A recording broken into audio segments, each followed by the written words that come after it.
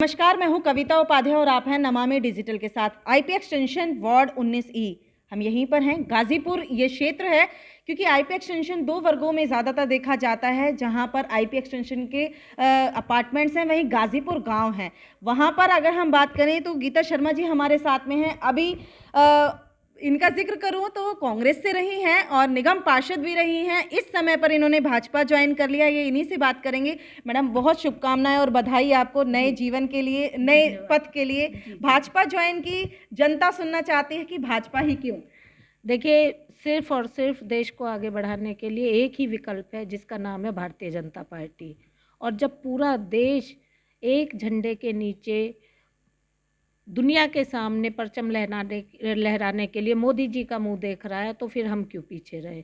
सिर्फ मोदी जी ही हैं जो भारत को विश्व के मानचित्र पर ऊंचाइयों पर ले जा रहे हैं और आगे इससे ज़्यादा और लेकर जाएंगे। तो इन्हीं सब चीज़ों को सोचते हुए हम भाजपा में आए हैं। जी, क्योंकि निगम चुनाव सामने है। निगम 2022 के अगर हम बात कर लें तो दिल्ली नगर निगम चुनाव के लिए चुनाव आयोग ने भी तय कर दिया है कि रोटेशन जो भी उनकी प्रक्रिया हैं वो चल रही हैं।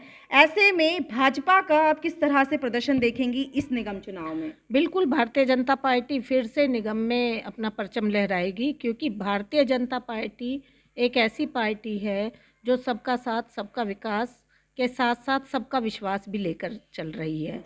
दूसरी बात है कि आम पार्टी की कथनी और करनी का अंतर सब देख चुके हैं, तो लोगों को समझ में आ गया है कि सिर्फ झूठ की राजनीति करनी है। तो आम आदमी पार्टी के लोगों को से बढ़ के कोई बड़ा झूठा नहीं है।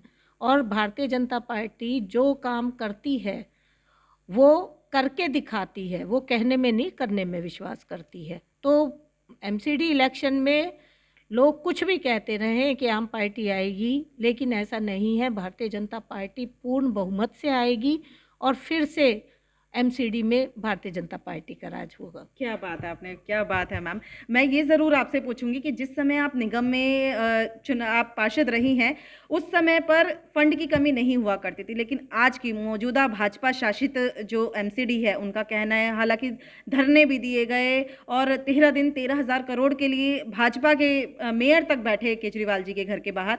ऐसे में फंड की कमी के बावजूद भाजपा कैसे, अगर आप लोग सत्ता में आते हैं, जनता चुनती है आपको, तो कैसे विकास कार्य करेंगे क्षेत्र में? देखिए, ये तो वही चीज़ मैं अभी कविता जी कह रही थी कि आम पार्टी की कथनी करनी में अंतर है। वो खुद नहीं चाहते कि दिल्ली का विकास हो। अच्छा। वो खुद यही चाहते हैं कि एमसीडी में अगर हम कब्जा कर लेंगे तो तभी हम कुछ कर पाएंगे, अदरवाइज नहीं। लेकिन इन चीज़ों से कुछ होने वाला है नहीं। जनता को सब सच्चाई पता है कि कहाँ फंड रुका हुआ है। पहले दिल्ली सरकार में कांग्रेस सरकार थी और एमसीडी में भाजपा सरकार थी। आपने भी देखा, कभी कोई कंट्रोवर्सी नहीं हुई, कभी कोई वाद विवाद नहीं हुए, कभी कोई फंड की कमी नहीं रही। निगम तो तब भी थी जी, दिल्ली सरकार भी तभी थी, रिसोर्सेज भी वही थे और फंड भी वही था। हालांकि विरोधी पार्टी होने के बावजूद भी कर्मचारियों की सैलरी देने के लिए या विकास कार्यों के लिए कभी भी दोनों ही पक्षों ने कभी नहीं सोचा कि हम क्षेत्र का विकास ना होने दें।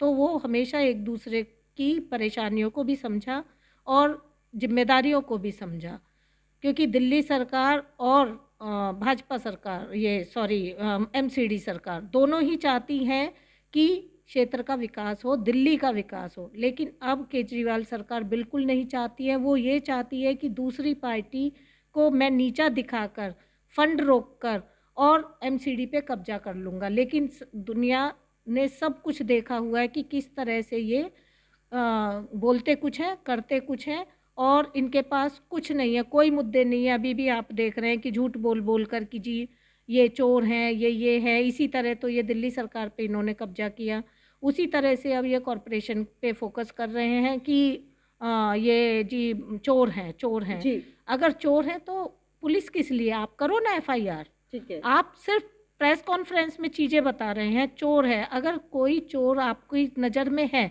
आप उसके खिलाफ एफआईआर करो, आप मुकदमे लगवाओ उनके ऊपर, आप अरेस्ट करवाओ उन्हें। लेकिन ऐसा कुछ नहीं हो रहा, सिर्फ और सिर्फ पॉलिटिक्स हो रही है और इससे अलग कुछ नहीं है। गीता जी, भाजपा इस समय पर एक बड़े मुद्दे को लेकर के चल रही है, वो है शराब नीति को लेकर के, और चर्चाएं ये भी हैं कि शराब नीति का विरोध कर रही है भाजपा, तो इसलिए महिलाएं बढ़ चढ़कर आपका समर्थन दे रही हैं, यानी आप लोगों का, भाजपा का समर्थन दे रही है, चाहे वो चक्का जाम हो या फिर स्मृति ईरानी जो 4 तारीख को वर्चुअल कॉन्फ्रेंस करने वाले हैं, जनता से, महिलाओं से जुड़ने वाली हैं, आप उस चीज को कैसे देख रही हैं इस समय पर? कविता जी, देखिए, सबसे पहले तो बहुत ही निंदनीय कार्य ये दिल्ली सरकार ने किया है। होना तो ये चाहिए था कि हमारे युवाओं को रोजगार देते, दिल्ली के युवाओं को स्वावलंबी बनाते, दिल्ली के युवाओं को अच्छी शिक्षा देते, दिल्ली के युवाओं को अच्छा प्लेटफॉर्म देते ताकि वो आगे अपना जीवन अच्छे से गुजार सकते। लेकिन एक तो उन्होंने जो आबकारी नीति ऐसी लेकर आए हैं कि जिसमें एक तो शराब पीने वाले की उम्र ही घटा दी है। जी। मतलब पहले अगर कोई व्यक्ति 25 साल का पी रहा है तो अब वो 21 साल कर दी है, जी। जिससे कि वो 4 साल की कैटेगरी वाले भी खुलेआम शराब खरीद सकते हैं। दूसरी चीज़, सबसे ज़्यादा जो निंदनीय कार्य किया है, बीइंग अ लेडी, एक महिला होने के नाते मैं कहना चाहूँगी कि उन्होंने पिंक ठेके खोले। आप सोचिए ना, पिंक ठेके खोल के वो क्या दिखाना चाहते हैं कि दिल्ली की महिलाएं दारूबाज हैं, इतनी दारू पीती है कि उनके लिए ठेके भी अलग से खोले।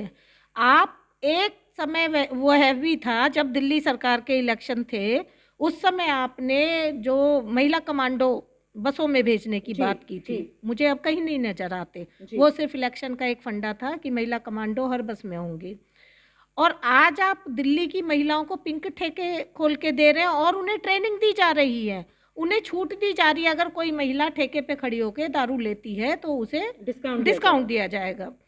आप महिलाओं को क्या समझते हैं? आप महिलाओं को ये समझते हैं कि उनके जो पियक्कड़ हस्बैंड है वो कहे जा तू लेकर आ दारू, मुझे डिस्काउंट मिल जाएगा। तो महिलाओं को जो चीज़ घर में जिसकी वजह से झगड़ा होता है वो तो खुलेआम चीजें चला दी। तो लगता है महिलाएं सत्ता से ना उतार दें इस बार? बिल्कुल, ये चीज तो बहुत ज्यादा हमारे लिए मतलब शर्मनाक है। अगर महिलाएं ही इस चीज का विरोध नहीं करेंगी तो कौन करेगा? और उसी का नतीजा है कि हमारी केंद्रीय मंत्री स्मृति ईरानी जी वर्चुअल एक मीटिंग लेंगी जिसमें दिल्ली की आबकारी नीति के विरोध में लेंगी, और ये होना भी चाहिए, क्योंकि देश को पता चलना चाहिए कि जो केजरीवाल जी दिल्ली में महिलाओं के लिए ठेके खोल रहे हैं, आबकारी नीति को उन्होंने प्राइवेटाइज कर दिया है, हर क्षेत्र में उन्होंने रेजिडेंशियल एरिया में ठेके खुलवा दिए, ना वो स्कूल देख रहे हैं, ना वो मंदिर देख रहे हैं, ना वो बच्चों का भविष्य देख रहे हैं। उसके बावजूद उन्होंने ठेके इतने खुलवा दिए और पंजाब में जाके कहते हैं कि जी मैं नशा मुक्त पंजाब दूंगा। जी, तो कुल मिला के आपने सुना गीता शर्मा जी को, साफ तौर पर इन्होंने कहा कि भाजपा इस बार निगम में ज़रूर सत्ता में आएगी, और जहां तक नई शराब की आबकारी नीति की बात है तो उसका जवाब महिलाएं देंगी इस बार आम आदमी पार्टी को निगम चुनाव में। देखते रहिए नमामि डिजिटल।